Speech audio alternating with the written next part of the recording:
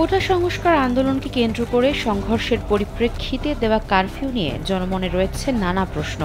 ১৯ জুলাই রাতে সারা দেশে কারফিউ ঘোষণা করা হলেও কবে নাগাদ তা তুলে নেওয়া হবে সে বিষয়ে বলা হয়নি কিছুই। তবে জানা গেছে ২৬ জুলাই অর্থাৎ শুক্রবারের পর দেশের বেশিরভাগ এলাকা থেকে কারফিউ তুলে নিতে পারে সরকার এবং খুলে দিতে পারে শিক্ষা প্রতিষ্ঠান। শুক্রবার কি হয় তা পর্যবেক্ষণ করতে চায় সরকার।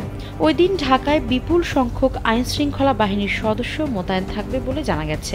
বুধবার স্বরাষ্ট্র মন্ত্রণালয়ের একটি হাইপ্রোফাইল বৈঠকে উপস্থিত সূত্র জানায়, শুক্রবার কোনো অপ্রীতিকর ঘটনা না ঘটলে কারফিউ তুলে নেওয়ার বিষয়ে সিদ্ধান্ত নেবে সরকার।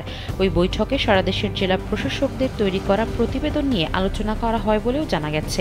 ২৫০টিরও বেশি ডিজাইন অপশন নিয়ে ওয়ালটন স্মার্ট ফ্রিজ, বোঝে আপনার প্রয়োজন।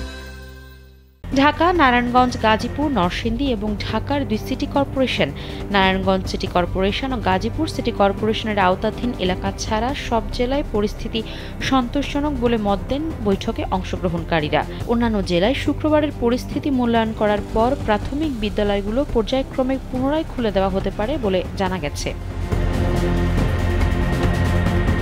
বৈঠকে অংশগ্রহণকারীরা সম্মত হন যে কোনো অপ্রীতিকর ঘটনা না ঘটলে ঢাকা, নারায়ণগঞ্জ, গাজীপুর, নরসিংদী ছাড়া বাকি জেলাগুলো থেকে কারফিউ তুলে নেওয়া হবে।